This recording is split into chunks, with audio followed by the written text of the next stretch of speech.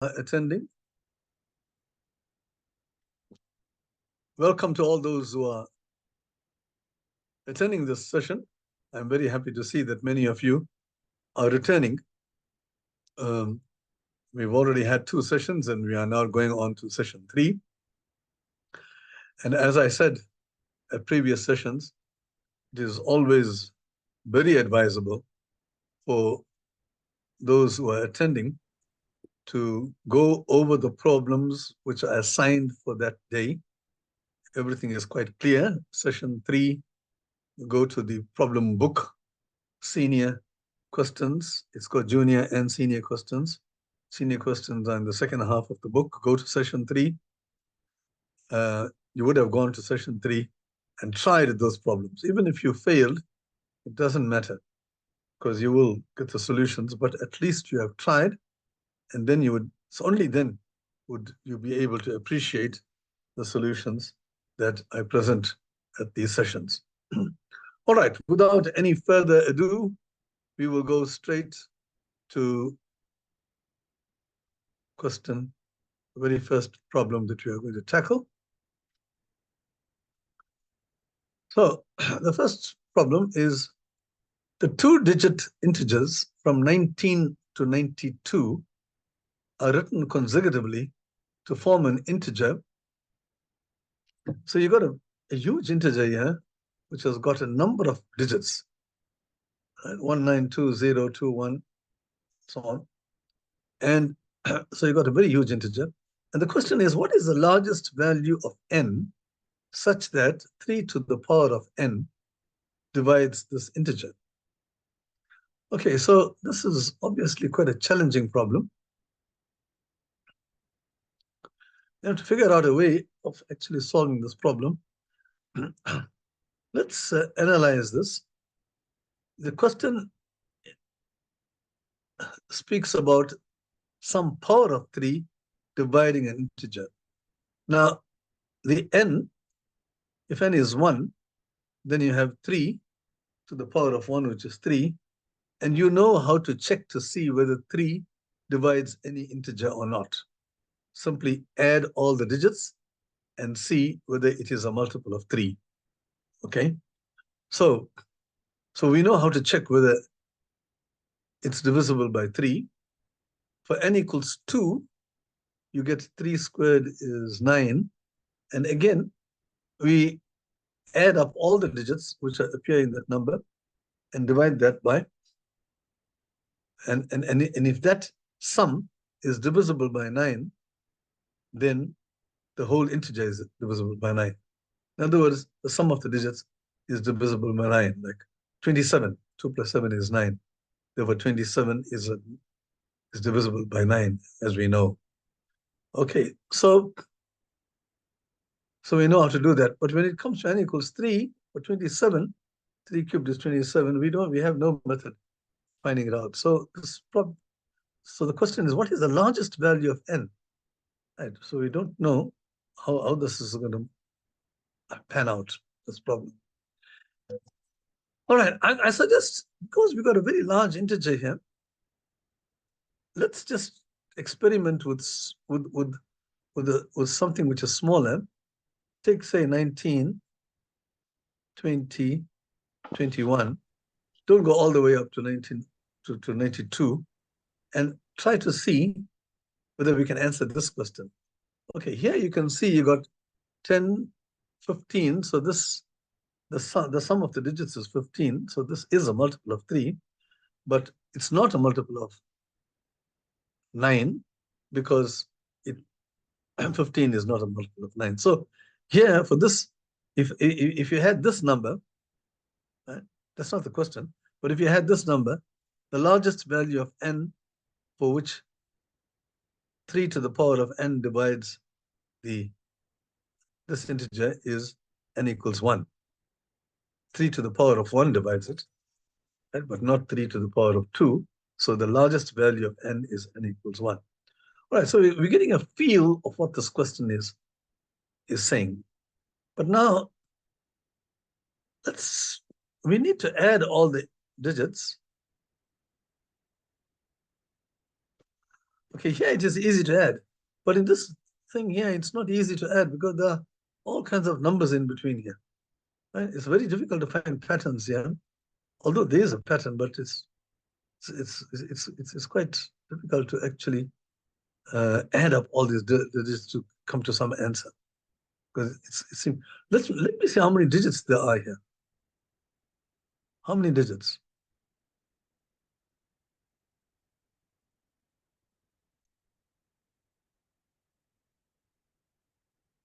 In the number.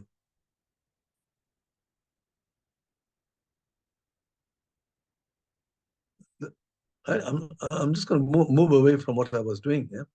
In this number here, you got 19. Let's just list them as a sequence, going all the way up to 92. Okay, so how many numbers are there in the sequence? And we have done this thing before, but if you got consecutive numbers like this, then the number of numbers in the sequence is not 92 minus 19, as you might guess, but it's 92 minus 19 plus 1. So the number of numbers in the sequence is 111. No, wait a minute. 74. 74. Okay, that's the number of numbers in this sequence. So the number of digits in this is then 148 because each number in the sequence has 2 digits. So this is a 148 digit number. Okay. So let's get back to this. This thing here is, you can write it like this now. Here's the trick. It's 19 with 4 zeros plus 20 with 2 zeros plus 21. If you add this is 190,000 plus 2,000 plus 21. Okay.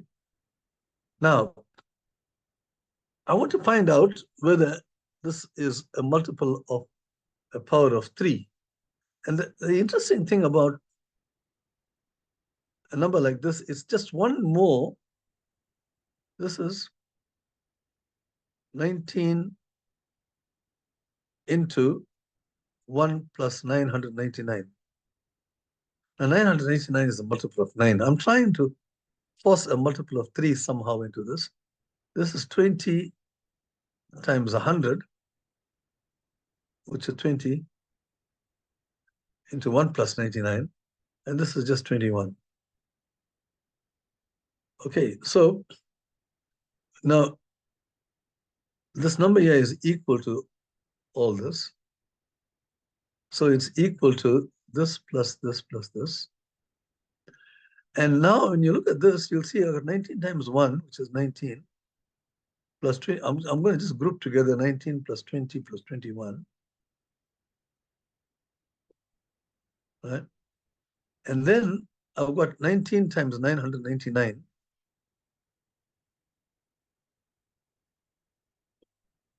Plus 20 times 99. Right? Now, why did I do all this? This number here, it turns out to be, you simply add these 3 numbers, and then you add, in addition to that, you add this thing here. Now, here you can see this number here is a multiple of 9, and so is this a multiple of 9. So you have here, you have a multiple of 9.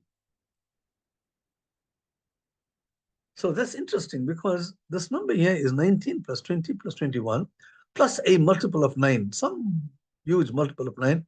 I'm not particularly interested in what the multiple is, but it's a multiple of 9 because we want to check to see which multiples, which powers of 3 go into this, and we can check multiples of 9. So let's do that. And then now you can see there's a pattern. So why don't we can see, therefore, if you do the same thing for this monstrous 148 digit number, we can come to this conclusion here. 19, 20, 21, 22, and so on, going all the way up to 91, 91, 92, is, as we saw here, this is 19 plus 20 plus 21, all the way up to plus 92. You simply add these two-digit numbers, and then plus a multiple of 9. Let's call it 9 times k, where k is an integer. K is equal to some positive integer. You have to say, each time you introduce a symbol, you must tell what that symbol is. Yeah, it's 9 times an integer, so we write that down. Now this we can calculate, right? And some of you might not have done arithmetic sequences.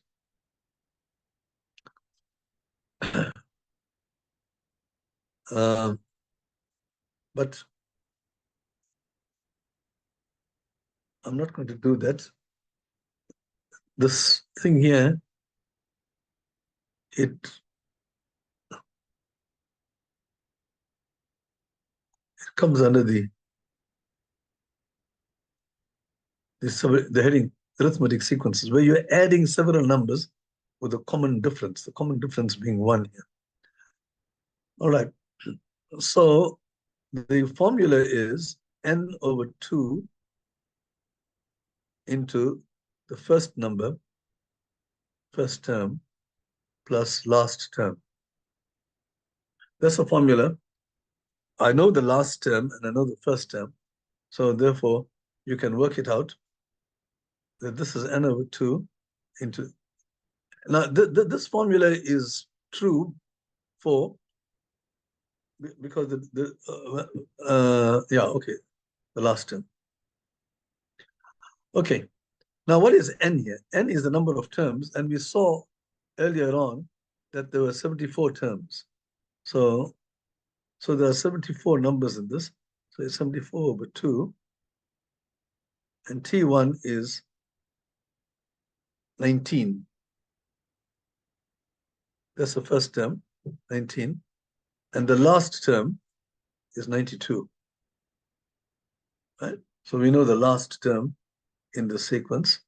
And now this is a number that you can calculate.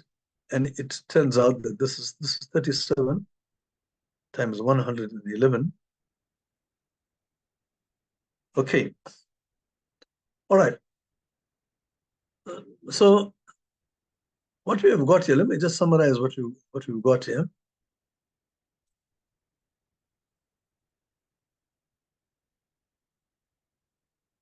When we saw this number here is going to be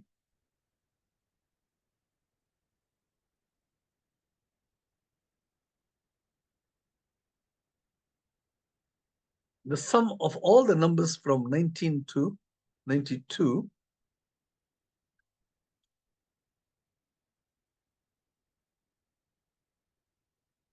This 148 digit number is equal to, we saw it's the first part is that it's 37 times 111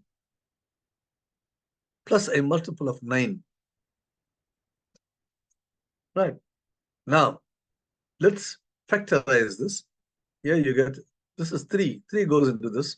So this is 3 into 37 squared. 3 goes into this also. 3k. So you can take out 3 as a common factor here because 3 goes into both of them. Right. So now we've actually factorized this. And we have the 3 goes into this. But now let's see, now does 3 go into this? Well, is this a multiple of 3? Well, if it's going to be a multiple, we already have a multiple of 3 here. So for this to be a multiple of 3, I want to find out where the 3 goes into this, so I can take 3 out again. If this is a multiple of 3, now, if this is a multiple of 3, then 37 squared should also be a multiple of 3, and that's impossible. Because when you factorize 37 squared, you get 37 times 37, those are prime numbers. So 3 cannot go into this number here. So the moral of the story, this is the... So hence your number is equal to 3 times something which is not a multiple of 3. You can say non-multiple of 3.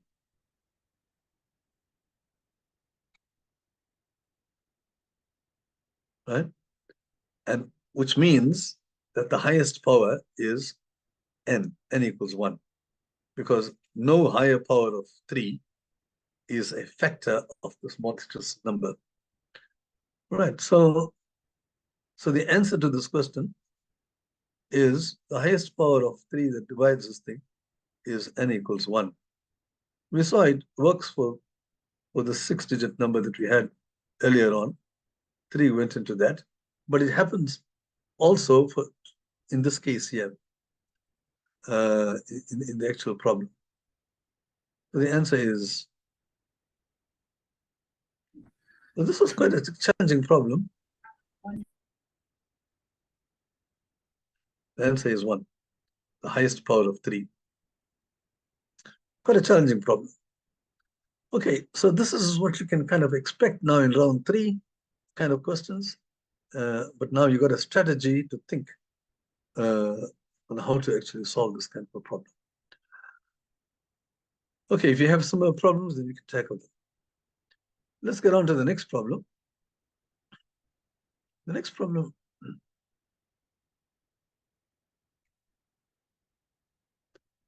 how many 4-digit numbers divisible by 12 can be formed using the digits 1, 2, 3, 4, 5 if a digit may be used only once? Okay. So let's see let's try to understand this question first. So you want 4-digit numbers can be formed using the digits, but you got 5 digits here. 5 digits. So you can make a lot of 4-digit numbers out of these 5-digit numbers. All you have to do is just eliminate one of them, and then you have 4 digits, and you can mix those digits around, and you will always get 4-digit numbers. So eliminate one of them, and then get a 4-digit number. Eliminate another one, get another 4-digit. So you can write down all the possible 4-digit numbers, and there are quite a few. Okay, actually, 120 of them. So I think, all right. But there's too many to worry about. So let's see if there's anything that we can do here. You see, I'm going to ask a question here. Okay, firstly, when you talk about divisibility by 12, what do you mean? How do you test a number to see whether it's divisible by 12? Okay, 12 is 3 times 4.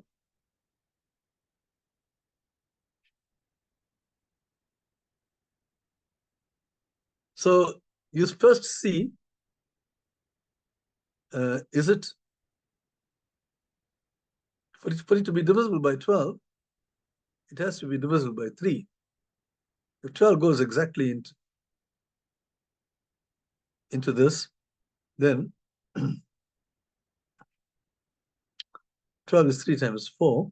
So the way to check this thing out is to check to see whether it's divisible by 4 and divisible by 12, 3.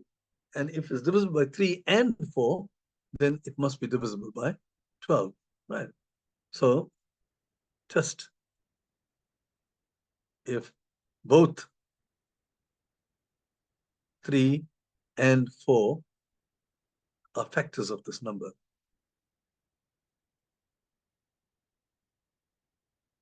Whatever the 4-digit number is.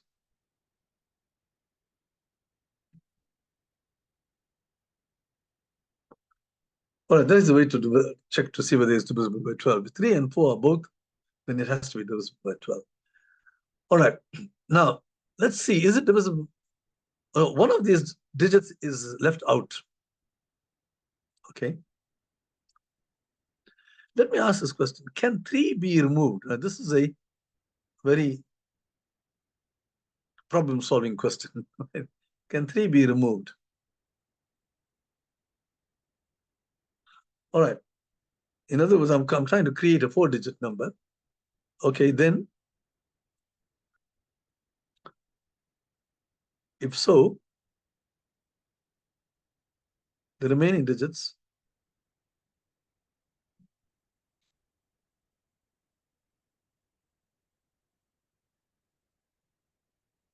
are 1, 2, 4, and 5. And a 4-digit number having these numbers, whose sum is 1 plus 2 is 3, 3 plus 4, 7, plus 5 is 12. Okay, let's put it this way. Is 3 in that number? Sorry, I should have asked another question. Let's come back. We'll come back to this.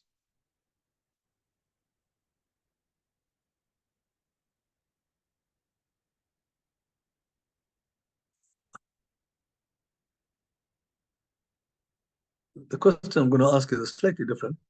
Does 3 or is 3 in the 4-digit number? That's the question. Is it one of the digits?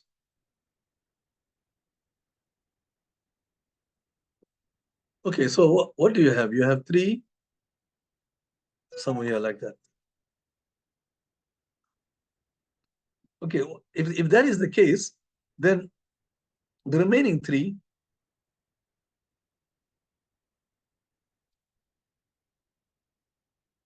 must sum to a multiple of 3.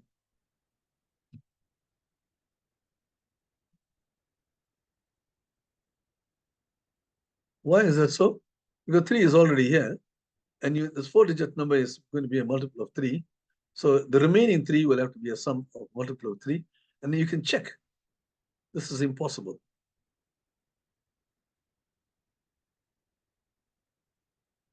I want you to check this. Because if 3 is one of the numbers, I'll just give you a hint, then the other numbers could be 1, 3, 4, or 1, 4, 5, and so on.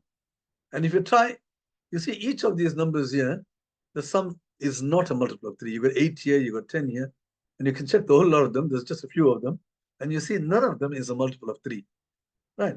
So the remainder 3 is said to be a multiple of 3. That's not possible. So what does this mean? It means that hence 3 is not. 3 is not in the number.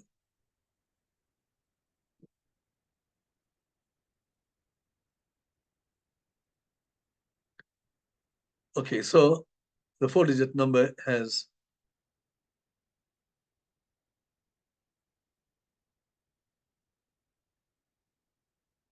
these digits: 1, 3, 4, or 5.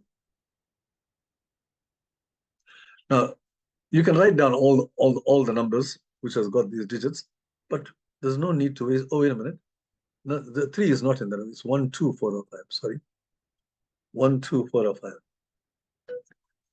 Okay, but now we know that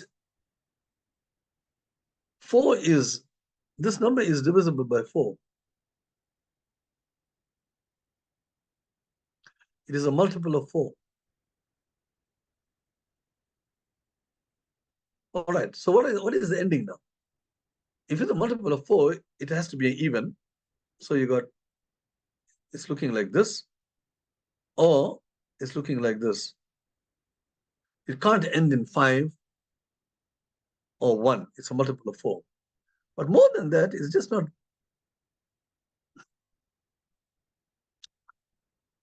So it's even, but it's a multiple of 4, which means that this number here is going to be, the last 2 digits is a multiple of 4. Right. So if I got 2 here, then the other digits are 1, 4, and 5. Right. You can put 1 here.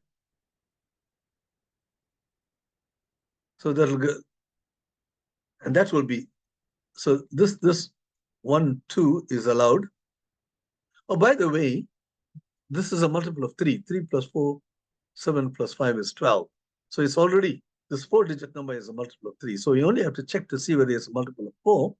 So that can happen where if the second last digit is 1, or you have, the second last digit is 5. It can't be 42. All right. So that's one of the cases. And here, it could be, so what do you have here? So you have, so these, if 4 is the last digit, then you have 1, 2, or 5 in the remaining ones. You can't have 1, because 14 is not multiple of 4. You can't have 5, but 2 is allowed. So we've got now that those numbers, which are divisible, multiples of 12, they end in 1, 2, 5, 2, or 2, 4. Now, how many such numbers are there? All right. Now, so we're going to count. Here, in the case of 1, 2, I can only have 4, 5, or 5, 4. I can have 4, 5, or 5, 4. 1, 2. A digit may be used only once, so I can't repeat any digit. So I can only have 4, 5 here, or 5, 4. So that's, both of them are multiples of 4, and they're also multiples of 3, so therefore they are multiples of 12. And likewise, in this case here, again, you have another 2. So there are 2 in this, there are 2 in that. It's exactly the same arguments, and the same 2 here. So altogether, you have 2 plus 2 plus 2. So the answer, there are only 3 possibilities for the endings. And in each of these endings, there are 2 possible cases. So therefore, you'll have 6 such numbers altogether. Okay, so the answer to this problem is 6. I'm sure some of you who have attempted this problem have got the answer 6. I'm not going to ask because we don't have too much of time to get to that. But if you got the answer 6, give yourself a pat on the back, because this is not an easy problem. It's a counting problem, and you have done very well to answer it. Okay, let's get on to the third problem.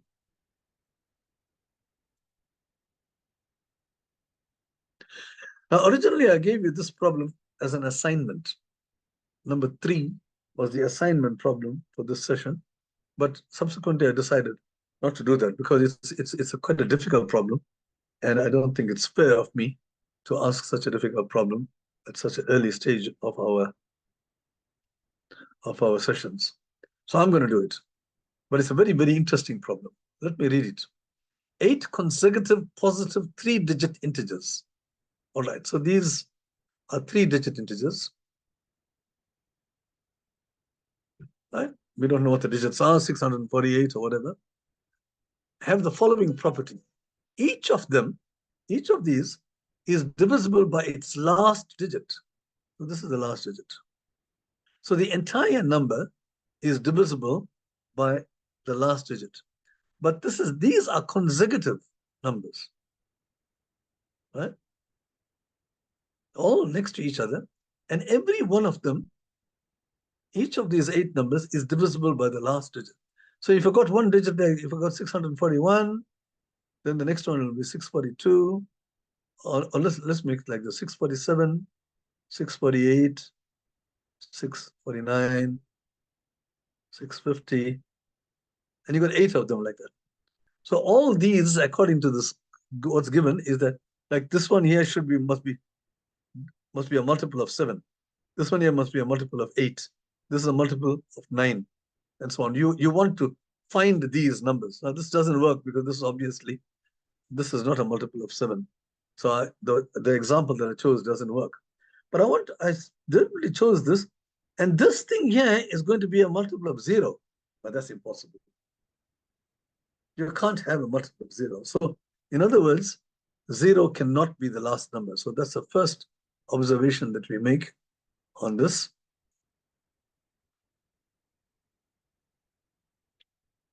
0 cannot be the last number.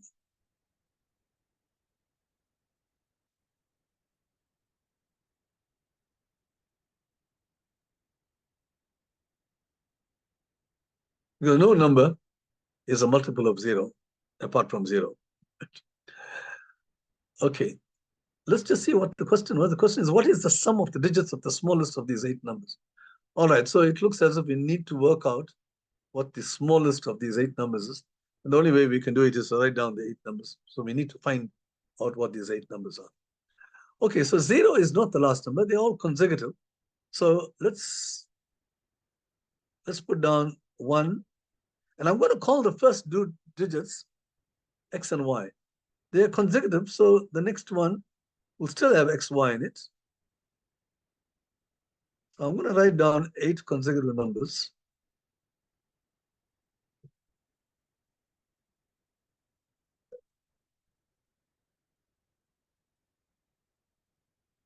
But it could end in 9. Right? But we don't know, these are consecutive numbers. But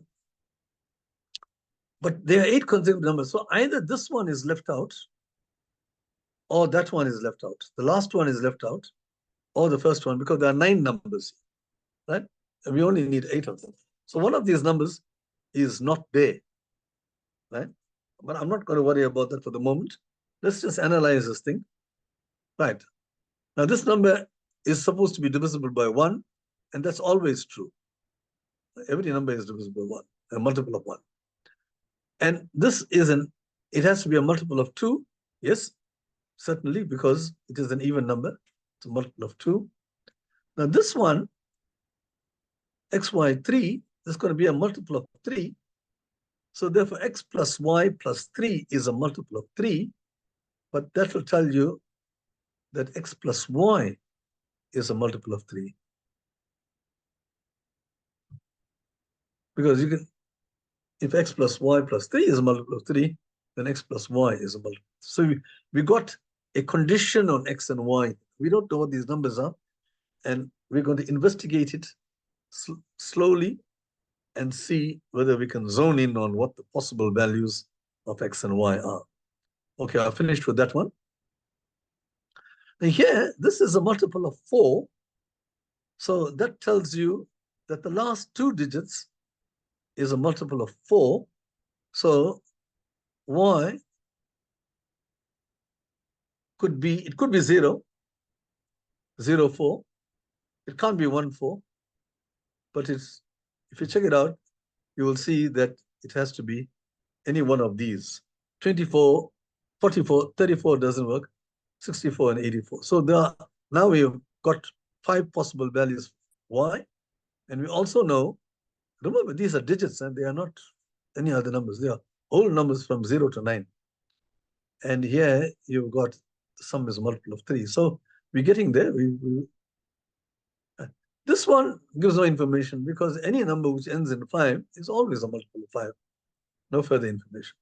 This one, it has to be a multiple of 6. And just as in the case of 12, so it must be a multiple of 2 as well as a multiple of 3, and we've taken care of both of them, so we don't have to worry about that. Now, this one here is interesting because this is a multiple of 7. Now, the 7 is already here, which means that 2-digit number is a multiple of 7. This 2-digit number is a multiple of 7 because when you divide this whole number by 7, it must go exactly, right? And 7 is already here. So that 2-digit number is a multiple of 7. So what are the possible values of this 2-digit number? X, Y. This 2-digit number is going to be, it could be 0, 7, the multiple of 7. So it's, before that, okay, so 14 or 21 or 28. There's a hell of a lot of multiples of 7 here, going all the way up to 98.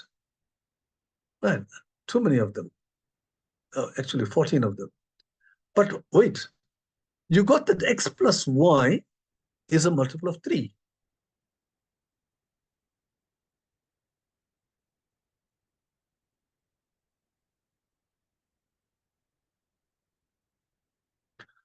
So,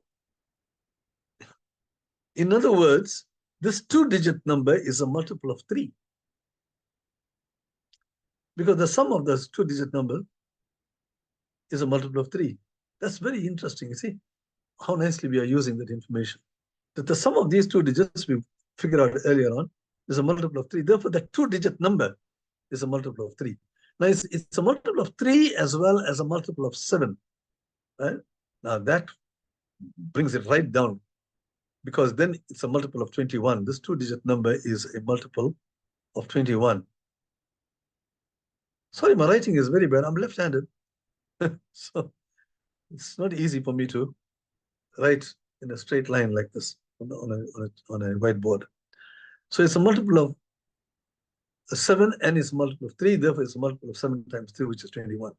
So now that can eliminate a whole lot of these things.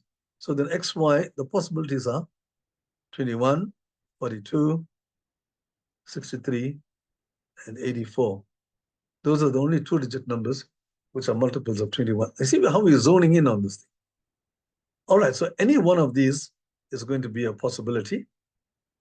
Right. Okay, so let's get down to, so these are the possible numbers.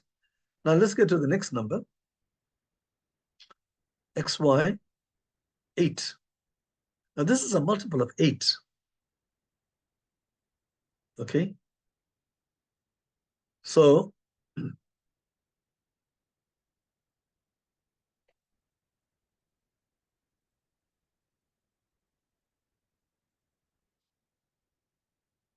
oh yes. Y can be only one of these 5 numbers. So Y cannot be that, and Y cannot be that. Y is one of these, is even. So that even brings it down to even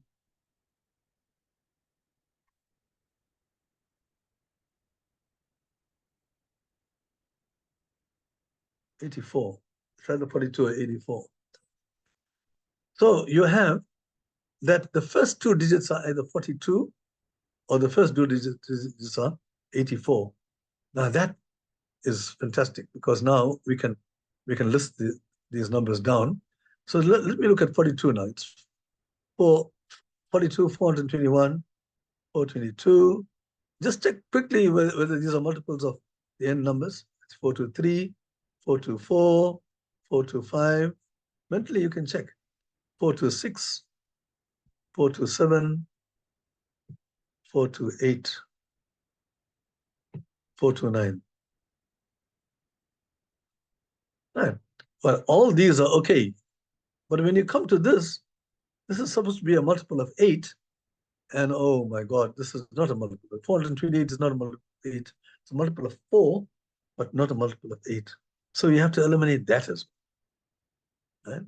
So eventually you have only one possibility for the first two digits, and that is 841, 842, 843, all the way up to 848, 849. Now we still don't know which of these 8 are, but 848 is fine. So you got, because now 8 goes exactly into that, you can see. But watch, 9 does not go into this one. 849. That adds up to 21. So 9 does not go into this. So this last guy has to be removed, right? And that gives you the 8 numbers that you're looking for, right? Namely, these numbers, I've just listed them down, rather list the whole lot of them down, because we've solved the problem, right? So these are the 8 numbers. Sorry, it's a mess here. So we've got the 8 numbers, which has this property. And the question is, what is the sum of the smallest of these 8, sum of the digits of the smallest of these 8 integers? Always read the question. I think last week I forgot to read the question and I got into trouble. You must read the question and answer the question. So the smallest of these numbers is 841. And the question is, what is the sum of the digits of the smallest one? And the answer is 13. So the smallest of these 18 digits is 841. The sum of the digits is 13. So that's the answer to this question. Okay, it's a very beautiful problem. If you go and try to work it out yourself, and you can see there's a lot of information about divisibility that comes on. It's the things that you have learned. What is the rules for divisibility? Okay, if you're not very familiar with that, you can go into, again, my book and go and look for rules for divisibility, and you'll get quite a lot of information. But I checked the rules for divisibility of 12 and also 21, because this is 3 times 4 and 3 times 7, and 6 is 3 times 2. So you can check this. But it doesn't always work like that. Sometimes, but I'm not going to go into that. It just happens that to check to see if it's a multiple of 21, 3 and 7, then it must be a multiple of 21. Okay. All right. Let's get on to the next problem.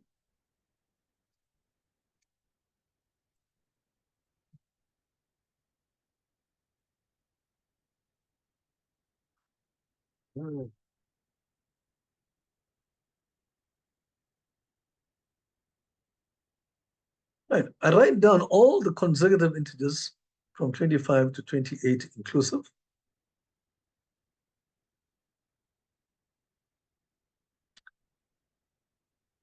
'25, '26, '27, going all the way up to 208. How many digits have I written down in total? And I give a point. I note that the three numbers, 99, 100, and 101, have 8 digits in total. So one has to be a little bit careful again, because some of these numbers are 3-digit numbers and the others are 2-digit numbers. Okay, I just want to say something here which is quite important.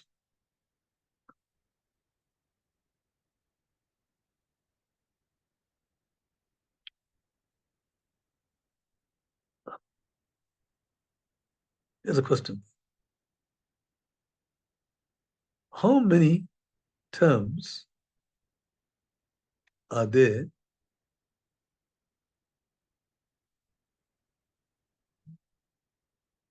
in the arithmetic sequence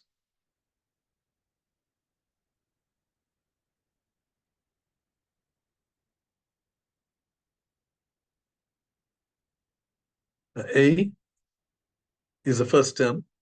Those of you who have seen this, you'll recognize that this is a symbol that we use for the first term. And for the benefit of the others, I'm going to write it down. What is an arithmetic sequence? An arithmetic sequence is where you add the same number all the time. So you got the first number is A, and then you add D to it. D is called a difference, because the difference between these two is D, as you can see. So that is why you use D for difference, and A is the first letter of the alphabet. So you put A as the first term, and you keep adding the same difference. It's a common difference. So when you add D to this, you get the third term, and you add D to that. So if you're adding the same number right throughout, or another way of saying it is that if you have any two consecutive terms, you got the same number, right? That number is called a common difference. And suppose you have an arithmetic sequence, but I don't know how many terms there are, but I know the last term, right? And the question is, how many terms are there? Now, the answer is, I'm not going to go into this because there are some people in grade 8 here, but I just want to give you a formula for this. The answer is n, that's the number of terms.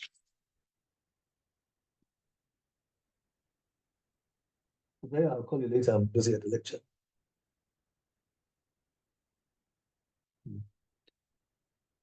Sorry, I just need to put my phone off.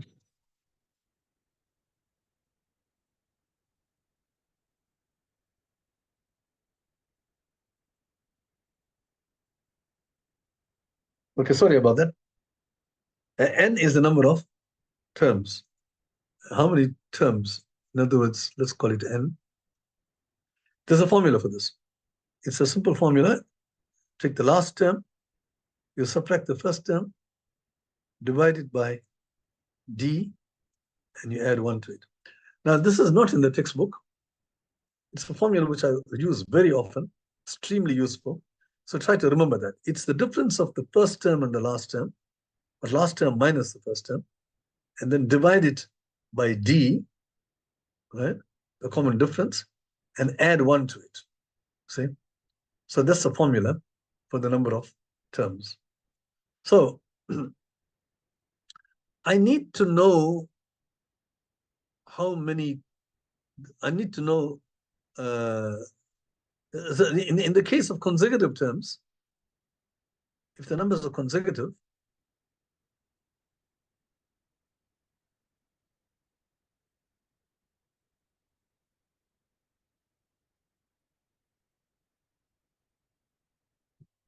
right, then D is equal to 1. You can see here 25, 26, 27, you're adding the same number right throughout.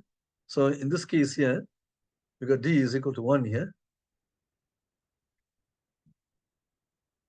right?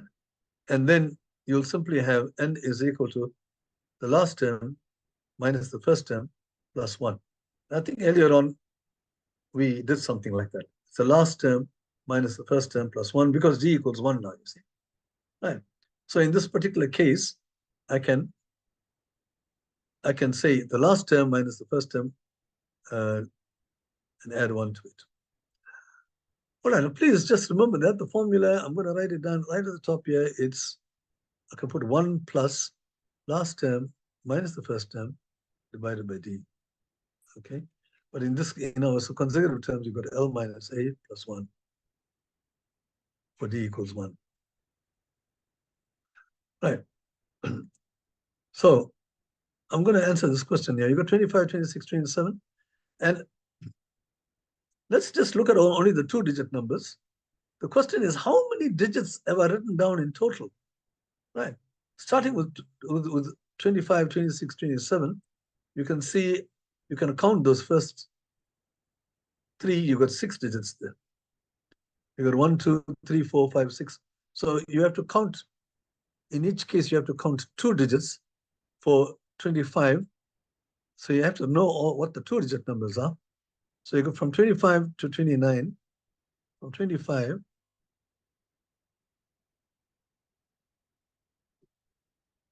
go all the way up to the last 2-digit number is this, right? How many digits have I written down?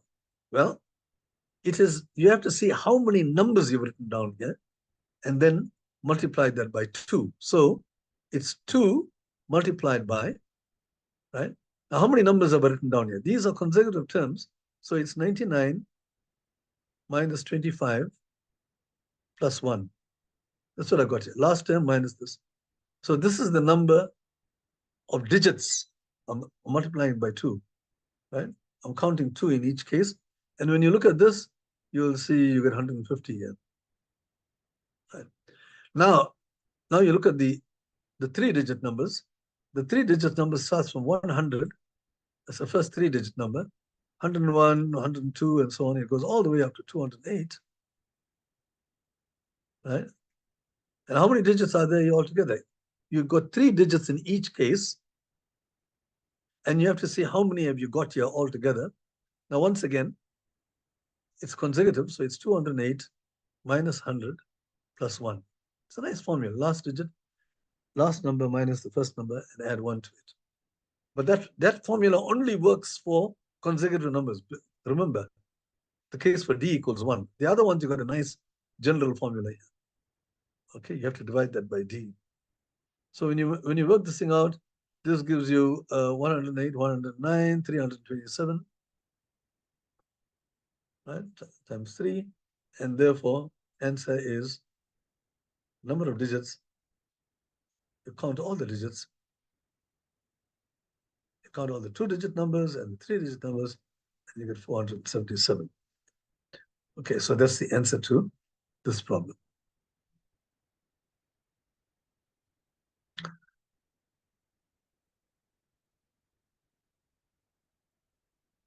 Okay.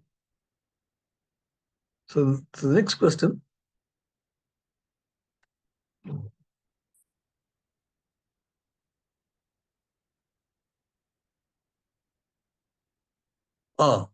Red, which means that this is a problem that I'm giving you. I told you that uh, I have replaced the problem. Note that in session 3, originally I had problem number 3, but now I've replaced that with problem number 7. This looks quite difficult, but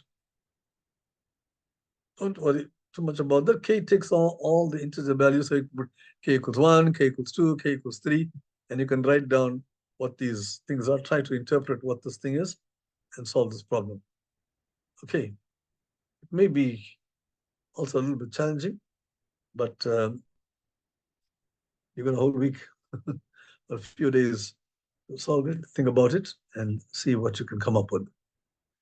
Okay, I'm training you for round 3 here, so we can't mess around. All right, so let's get to the next one. So that's session 3, number 7. I'll just advertise this thing again. Okay, so now we go on to this next question.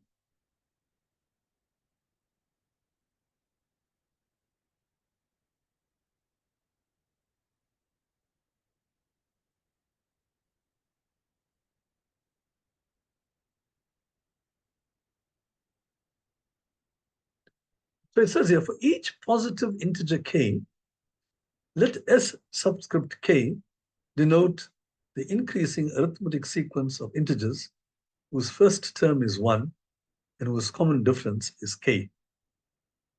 For example, S3, so if I put S3, that means k equals 3, at k equals 3. So you're looking at an increasing arithmetic sequence of integers. I told you what arithmetic sequences are earlier on. You keep adding the same number, whose first term is 1, and I told you about common difference. The common difference here is k in general, but S3 will have the common difference 3. So the first term is 1, and the difference is 3. So you keep adding 3. So that's how you get 4, 4 plus 3, 7 plus 3, and so on. All right. So we don't know what the common difference is. We're given a symbol for it. And now to ask you, for how many values of k does Sk contain the term 2019? All right, if you write this thing out in full, right, how do you know whether one of the terms there is 2019?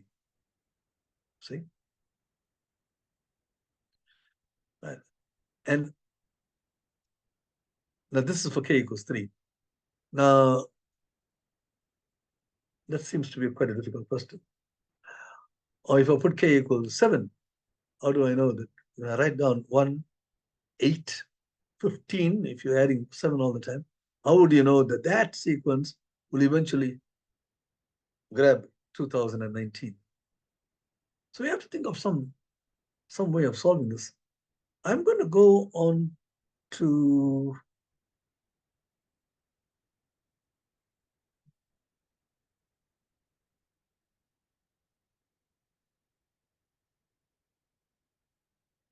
I wanted to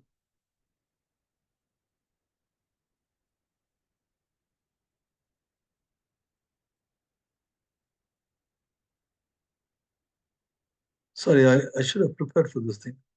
I forgot to do that. Oh no, I have a whiteboard here. All right. I forgot that. Yeah, okay. Sorry. Okay, I'm going to use my whiteboard. And I know that there is a whiteboard here somewhere. No, I can't find, there's no whiteboard. Mm,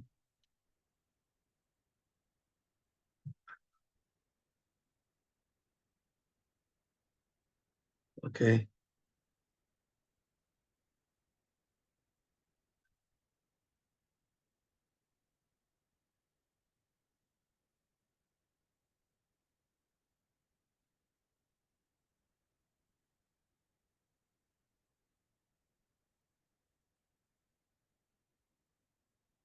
Just give me a break. I just want to Right. Okay, I've got a whiteboard. Let me just share this thing. Um,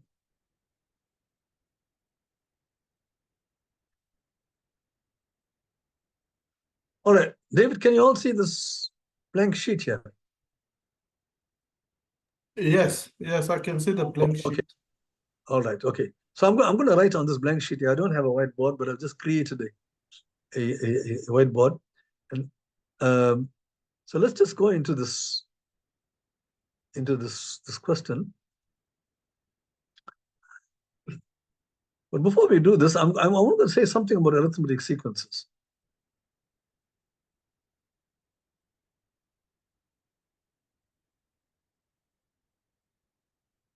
Some of you were in grade 11 and grade 12 and maybe grade 10, you might not have come across them.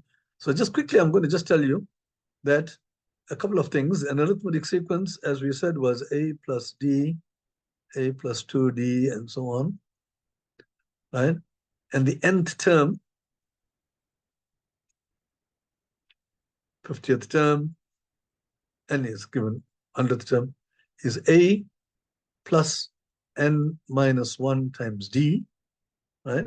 Often this is written as t, which stands for term, and you put a little n underneath it, which says this is the nth term. That's the naming that we normally given to the nth term. And this is a formula. For instance, the 50th term, if you write all this, the first term, second term, third term, the third term is a plus 2d. And if you look at the third term, n is 3. Well, not 3rd term, but third term. You see, if I put 3 minus 1, you get a plus 2d, right? As advertised, you can see here that the third term is a plus 2d. The 50th term is a plus 49d, and so on. This is a nice formula for that. Okay, so these are the terms of a sequence, and there are several formulae for the sum of the first m terms.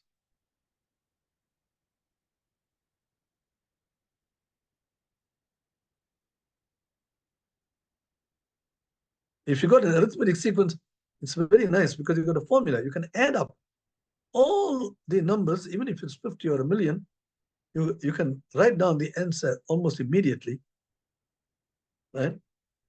If you know the last term, I'm not going to go into the other ones. The last term, this is equal to n over 2 into a plus l, right? It's equal to n over 2 into a plus l. The first term plus the last term multiplied by n. Another way of looking at this is that it's n times the average of the first and the last term. It's a very useful way of viewing this thing. It's the average of the first and the last term multiplied by the number of terms. Here, n is the number of terms, right? The n is not given here, but I told you how to calculate this number of terms if you are given a and l, right? I've given you a formula for that, so you can calculate the number of terms as well. Okay. All right, so this is a background to arithmetic sequences. We will need this in time to come. So I just want to recall the nth term. There's a formula for that. And that's the only one that we will need in this particular problem. So the nth term is that. So just bear in mind that. Okay, and the other things, hopefully, you will remember this formula. Okay. So now let me just clear these drawings. And I want to solve the problem at hand. So I've got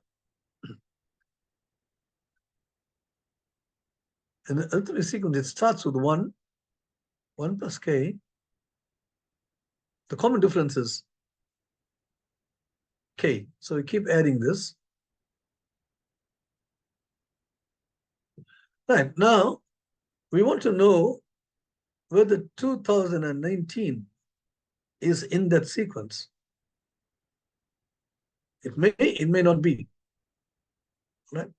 Okay, now we don't even know at which point this thing is, but suppose this is the nth term. if 2019 is in the sequence,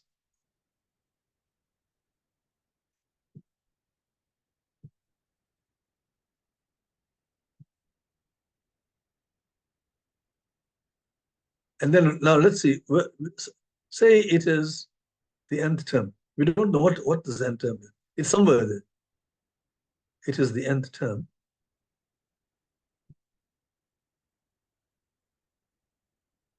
Then what's the conclusion? That means the nth term, I told you, this is a symbol that we use. Tn is equal to 2019. Now we're going to get that formula. We said the nth term is A plus n minus 1 times D equals 2019.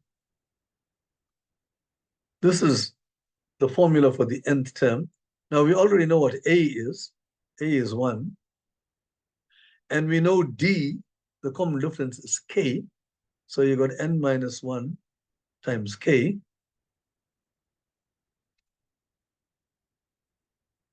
Sorry, this thing here went a little bit skewed. N minus 1 times K. So I'm substituting for A is 1. And in place of D, I'm putting K. The n I don't know. N is an unknown. And that's equal to 2019. And so you can bring the 2019, bring the 1 to the other side. And at this stage here, you pause and think, what have you written down? You've written down, you've got a product of two integers here. K is an integer. It says it's given that K is a positive integer. It's given that. And N is a number of terms. So N, a number, you can't have 4.5 terms. The number can have 1 term or 2 terms or 3 terms. So both K and N are natural numbers. They are positive integers. So now you got the product of two positive integers equal to 2018. But I'm particularly interested in K, right? Which means that K, both of them, if the product is 2018, it means that each of them is a factor of 2018. Now, this is a very important observation because you're working with counting numbers, you see. As we saw last week, when you're working with counting numbers, there are very big restrictions. Right through, we are working with counting numbers. And it's got its own interesting world around it. So K is a factor. With counting numbers, you can speak about factors. You can't do that with fractions. You can't say a quarter is a fraction of 7/8 something. You cannot speak about factors with non-counting numbers. So these are counting numbers. So that allows you to speak about factors. And what are the factors of 2018? 2018 is 2 multiplied by 1009. And the question tells you that 1009 is a prime number. It gives you that hint. So now you see why they give you that hint, because now you can write down the fact. This is a prime number, so it's got no other factors, and 2 also. So you can write down the factors here, right? We said last week that this is a prime number, this is a prime number. Total number of factors is this 2, this is 1, so it's 2 times, increases by 1 to get 2, increases by 1 to get 2. So there are only 4 factors. The reason is this is a prime number. It can't be factorized anymore. So this is already a prime factorization. So what are the 4 factors? The 4 factors are 1, 2, 1009, and 2018. And that was the question. For which values of K is this, does 2019 appear in the sequence? So our answer to the question is, these are the 4 values of K, right?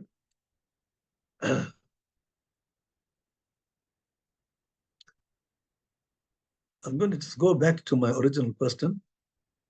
Just remember what the four values of K are. And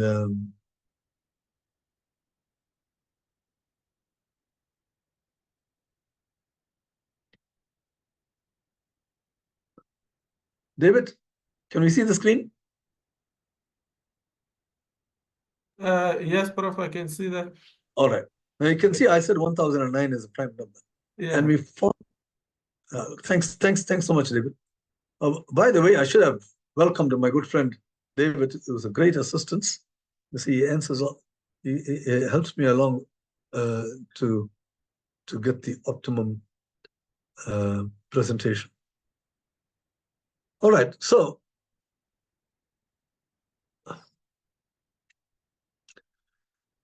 let's just check. We said K is equal to 1 or 2 or 1009 or 2018. These are the exactly four values of K according to our calculations. Now let's look at the sequences for K equals 1.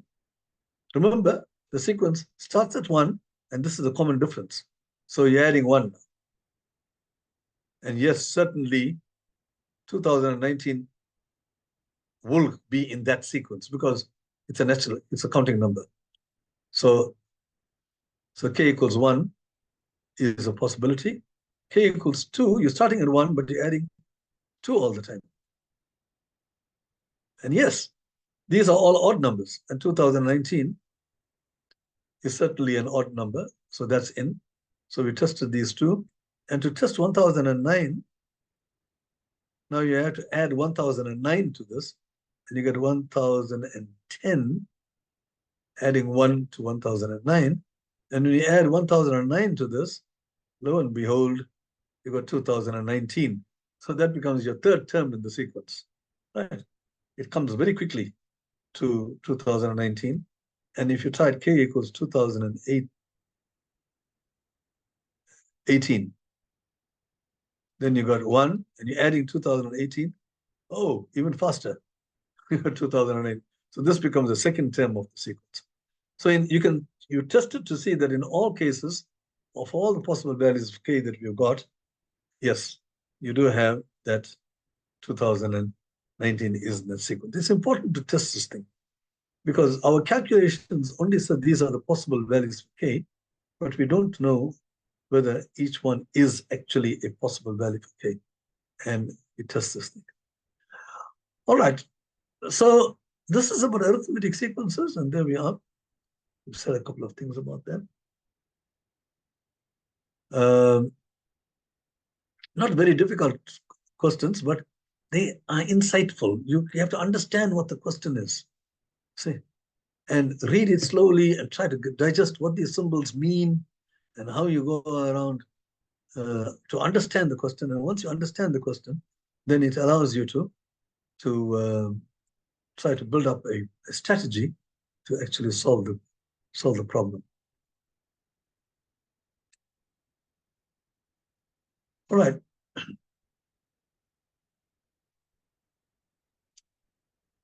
Now the next one,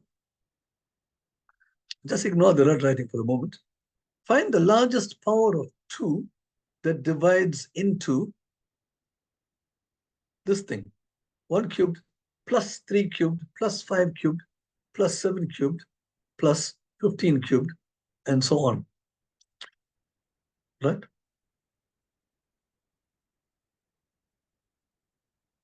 I'm going to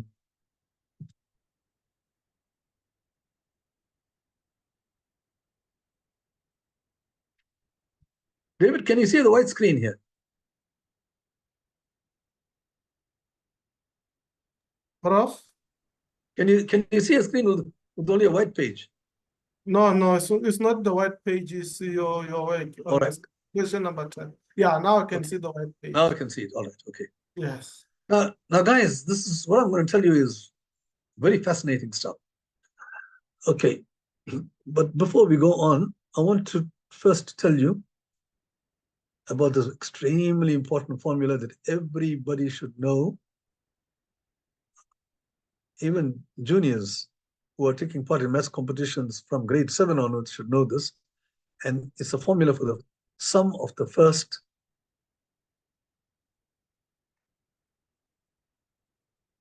n counting numbers.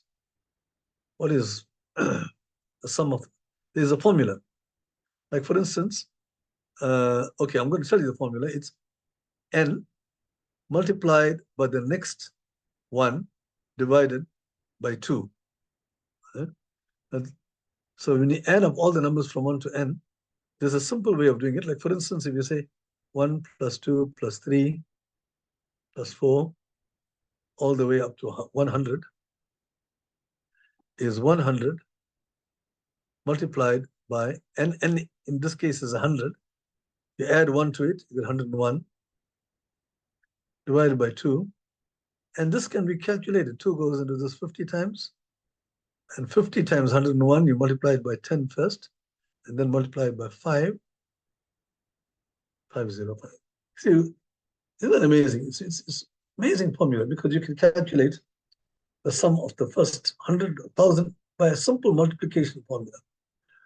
Okay, and I did something like this recently, but I just want to show you the same strategy. I can prove this because this, if x is equal to this, we have to calculate x.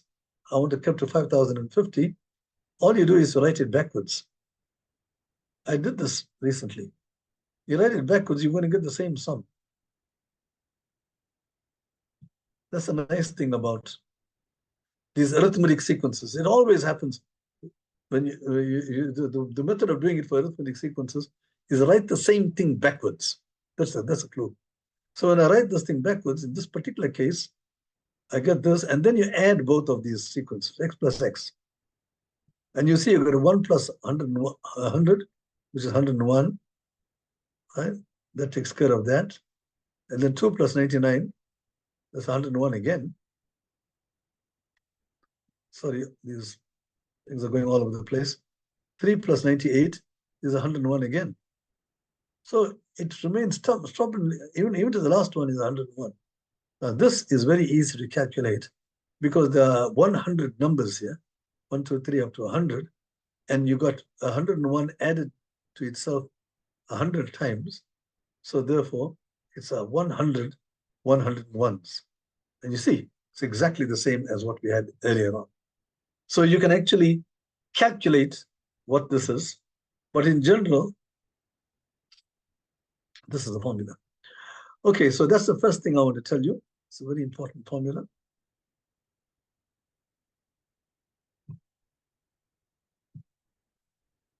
Okay, now the second formula, which is really the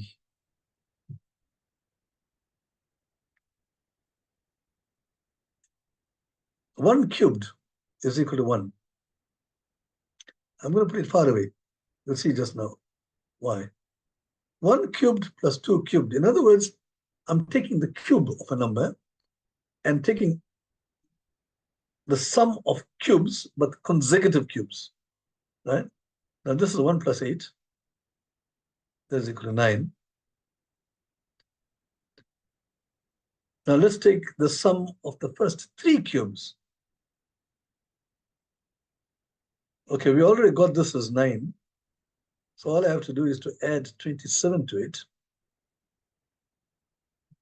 And you'll get 36.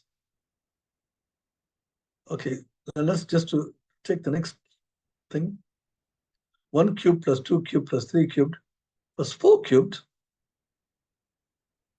And we already worked out what this is. It's 36. So this 36 plus 4 cubed, which is 4 times 4, which is 16 times 4, which is 64. It's 100. Right. So now, is there a pattern here? Well, certainly for a start, you can see that all these are squares.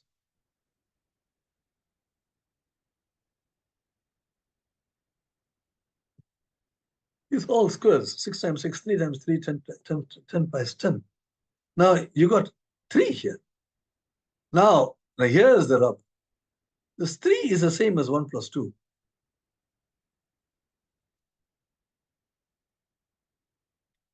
And you got 6 squared. 6 is the same as 1 plus 2 plus 3.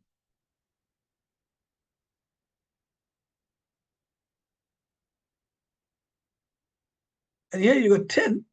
And that's the same as 1 plus 2 plus 3 plus 4. 6 plus 4 is 10. And that's really remarkable.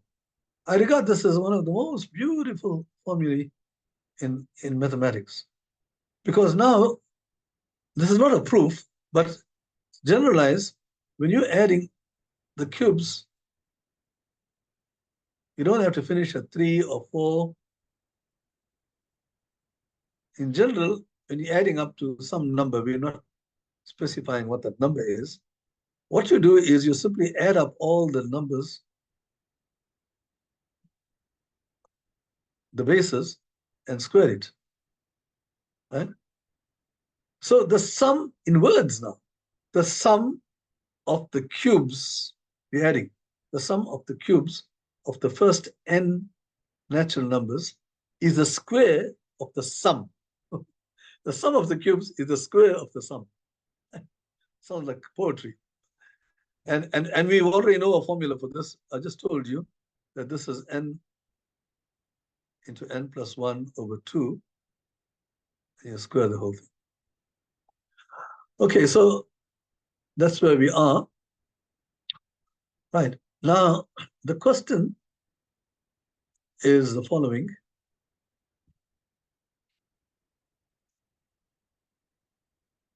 The question, I don't have too much of time, so I'm not going to go back to the question, but I'll tell you what the question is. The question is, calculate, essentially they ask you to calculate 1 plus 1 cubed plus 3 cubed plus 5 cubed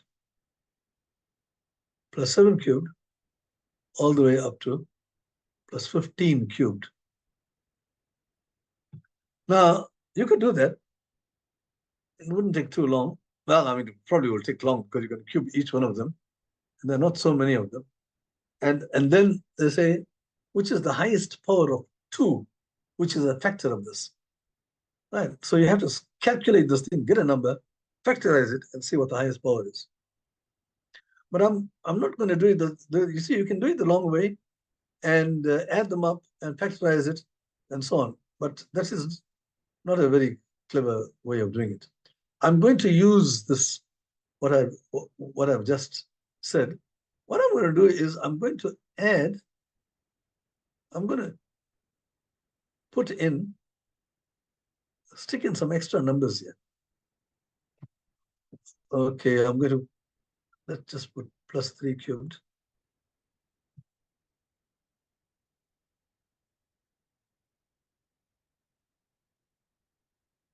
What I'm going to do is I'm going to stick in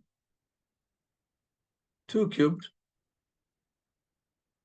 4 cubed. I'm going to stick in these numbers. They weren't there, right? But I'm going to add them in. The reason is I know a formula for this. I've just told you that the sum of the cubes of the counting numbers, the first counting numbers, I know that. I know what this is, right? But I added some numbers which were not there, so I have to subtract those numbers. They were not there. It's not fair to add something and still say it's equal. So I have to subtract whatever I've stuck in. So I'm going to take out, these are even numbers. And now this will be equal to exactly this because I'll add this and subtract it. Now, as far as the first part is concerned, I know the formula for that, right? That's 1 plus 2 plus 3 all the way up to 16 squared. The first part. And minus, now here, there's a common factor here. You got 2 cubed, which is 8. And here, you got 4 cubed. If you divide this by 2 cubed, you're going to get 2 cubed. I'm taking out 2 cubed from That's 8. If I divide this by 2 cubed, I'm going to get 3 cubed. 6 cubed over 2 cubed is 6 over 2 all cubed. Right. And yet, if I divide this by, I'm going to go on plus 8 cubed. Right. Now, this one you already know the formula for this. This is 16 times 17, n into n plus 1, divided by 2, all squared. Right? Minus 8 times. And here again, I got the same thing. The sum of the cubes of the first 8 numbers. So I'm going to use the same formula. It's 8 times 9 over 2, all squared. Right? Add up the numbers from 1 to 8, which is 8 times 9 over 2, and you square it. And here you can actually calculate this thing, and you can remove 8 as a factor. This is 8 squared times 17 squared. 2 goes into 8, 8 times 17. And here, 4 times 9 minus 8 times 4 squared times 9 squared.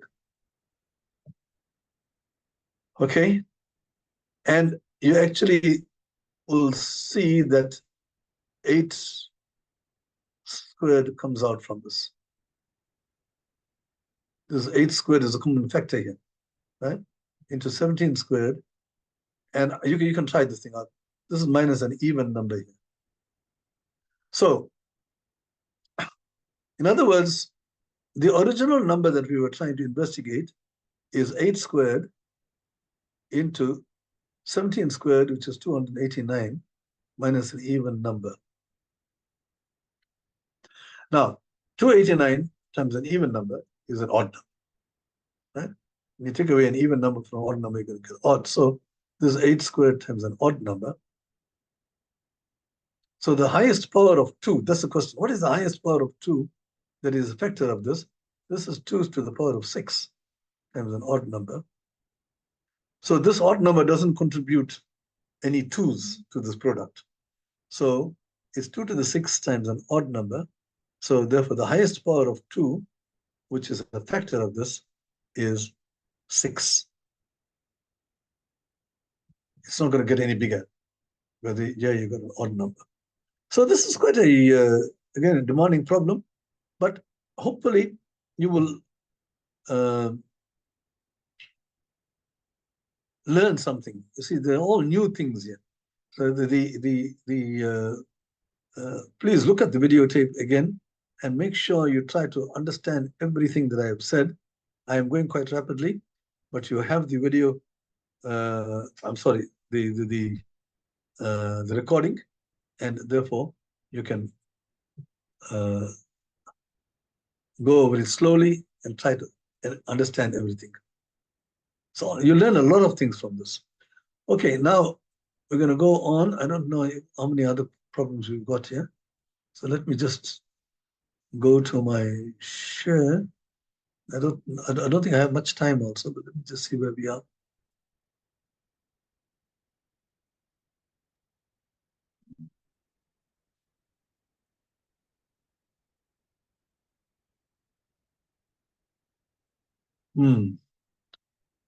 All right.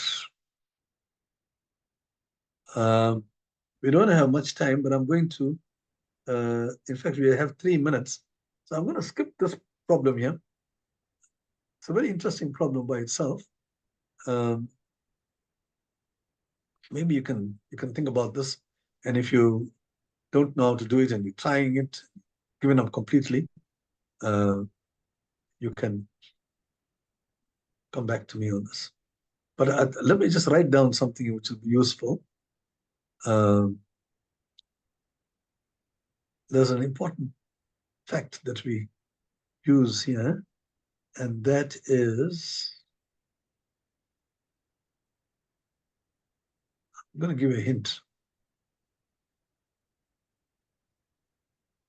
So if you call this A plus B, right? It is A plus B all squared is equal to a minus 16, 4ab plus a minus b all squared. Just write this thing down. A plus b all squared equals 4ab plus a minus b all squared. Check this thing out and you will see that the left-hand side is equal to the right-hand side. And this is always greater or equal to 4ab because this is a square. So that's the hint. Okay? Write that down if you're listening in and try to see this is A and B and try to make a calculation to that. Get a general term and do that. Okay, so that's the hint. And then the last one, for which we got just a 1 minute. Okay, I've got 1 minute to solve the last problem. But I might take a few minutes of your time. I crave your indulgence. All right, you got 25 points are placed inside a 6x4 rectangle. All right, it's not said here, but this is 4 and this is 6. Now you got 25 points are placed randomly, that means anywhere inside this rectangle. Prove that there exist at least 2 of the 25 points that are separated by a distance d, where d is at most 2. This is quite a mouthful. All right. Now, you got 25 points and you got 6x4. Right. So that's the only information you got. But just observe that 6x4 is actually 24. So you can get 24. The area of this rectangle is 24. Right, whatever the units are. But let me just divide this thing up into 24 units. Because that will help me to solve the problem. I'm going to the 4 here.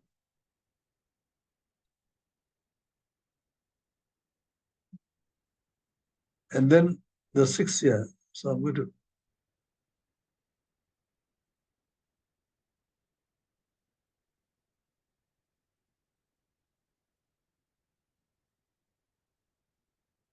so now what's happening here is that I've got 25 objects inside 24 small squares.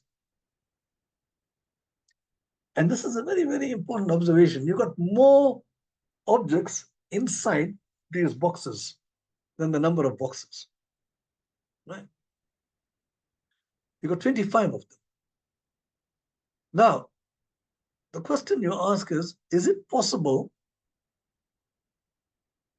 that all these boxes have got no box has got 2 dots? Is it possible? Okay, I'll repeat the question. Is it possible that no box has got 2 dots? Which means that you can only have 1 dot or no dots. Right. But you've got 24 boxes, and if you have each box has got either 1 dot or no dot, it means you've got no more than 24 dots altogether. Some of them are blank, and some of them have got 1, but nothing more than that. But we've got 25, you see. So the answer is it is not possible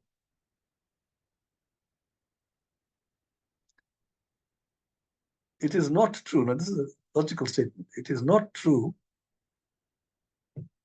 that all boxes, these are boxes, all little squares, all boxes have only 0 or 1 dot. Which means that another way of saying it is that therefore there is at least one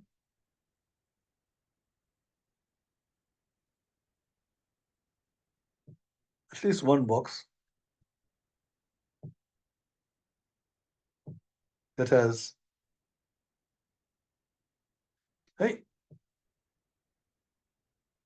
that has 2 or more dots.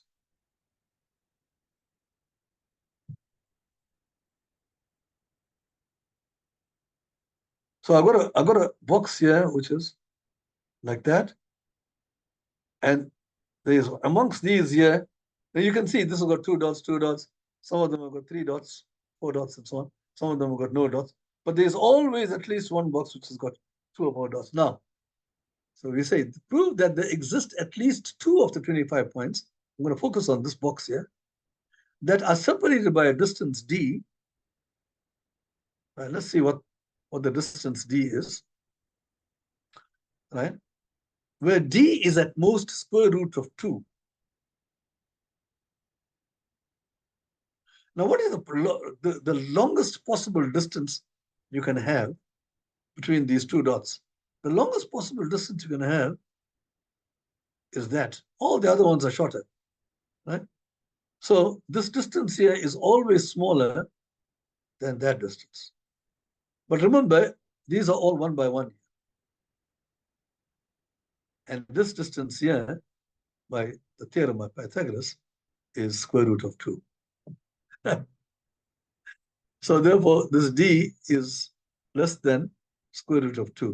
It could be equal if these 2 both are right in the corner. But the point is, the d is at most square root of 2. That means d is not greater than square root of 2. At most means it's not greater. So the answer to this question is, this is the question. There is at least one box. It's all, you have to write all this down. There's no symbols here in equations. There is at least one box which has got at least 2 points. Those 2 points, right, the distance between them is smaller than the distance of the diagonal of the square. And the diagonal of the square is square root of 2. So therefore, the distance between these 2 points is less than or equal to square root of 2. And therefore, you have proved, you have proven that there are 2 such points. There exist at least 2 such points. Okay, it's already 6:35, and I must apologize for going beyond this the time limit. But by the way, this thing here is called the pigeonhole principle. If you want to know more about that, again, go to my book and search for pigeonhole principle. There are a number of problems which are similar to this. And I'm giving you only one pigeonhole principle application. But go and read on this, and you'll see a lot of other problems which are similar to this. And the arguments are virtually exactly the same, the logical arguments. So if you understand this logical argument, you'll be able to solve most problems of this type.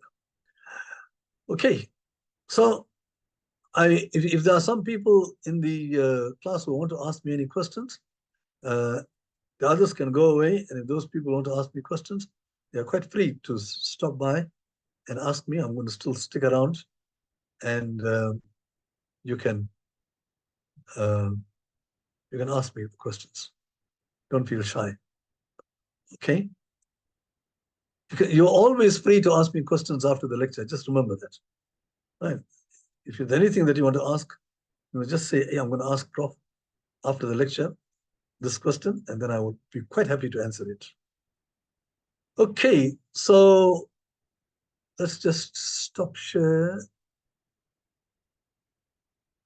Okay, guys, I want to thank you all for coming, and I hope you learned a few things. It was quite challenging today, but that means that you learned more. You learned a few things which you didn't know before. Okay, all right. So those of you who want to leave can leave, and those who want to stay behind, please do. Hi, Prof. Yes, David. Yeah, thanks very much. I just want to check quickly. Did you send the marking scheme for the last session of the juniors? Yes. I sent it to Mark and the other guy. I should have sent it to you. You wanted to put juniors? it, Yes. yeah, the marking scheme is not meant for the learners. It's meant for the markers. So I gave that in. But for your records, for your record, you can keep it, but don't put it out on on the chat group. Yes. They will handle it. I've sent them an email of that, and today's one I've also got that prepared. I'll send that, and if you, I will send you the other two as well, just for your record. But I don't think you really need it. It's the people who are marking who need it. But if you want to have everything on file, then you can keep it. Okay, Prof. For researcher, the question for the assignment is question 7. Yeah, it's question 7. Yeah, But this is the you new will thing. receive it from your coordinators as well. But Yeah. it's normal question 3 is question 7. All right. There's a question here that Yeah, researcher it's is asking research. me. I was answering that. Yeah. Let me. Okay. I can answer it. Okay. Yeah. I keep talking about my book without saying what this book is. The name of the book is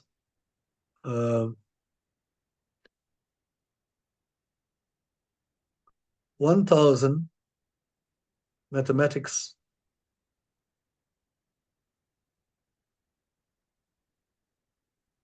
Olympiad Problems, right? It's an ebook, but it's not free. You can buy from the website www.SAMF, South African Maths Foundation, .ac.za. Go to that and search for this book. Somewhere you'll find out resource material, so on, right? It's an ebook which allows you to move from one to the other very, very quickly, right? It's got 1,000 problems.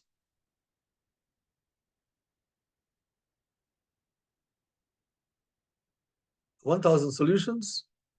All the solutions are given. And over 200 pages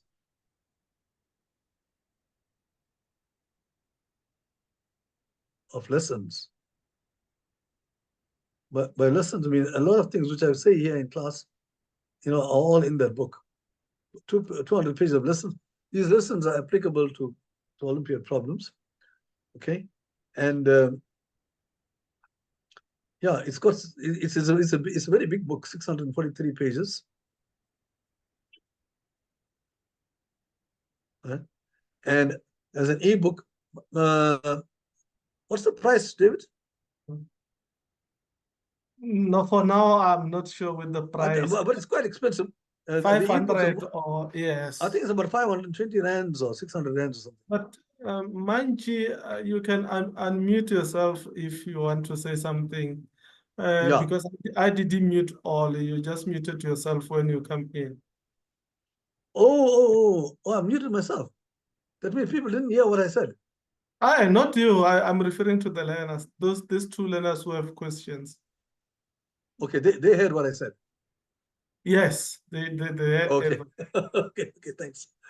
All right. Yeah, thanks for unmuting them. I can see just still raising the hand. Yeah. Right. Somebody's raising the hand. Tell me. You can unmute. You can ask the question. He said, because we did number 3, that was meant to be the assignment. Oh, I see. All right. That's okay. If you did number 3, that's okay. But I have changed that question. And now I'll ask you to do number 7. If you did number 3, you did more than what you were supposed to do. If you wish, you can send me the answer to number 3, and I will check it out, and I will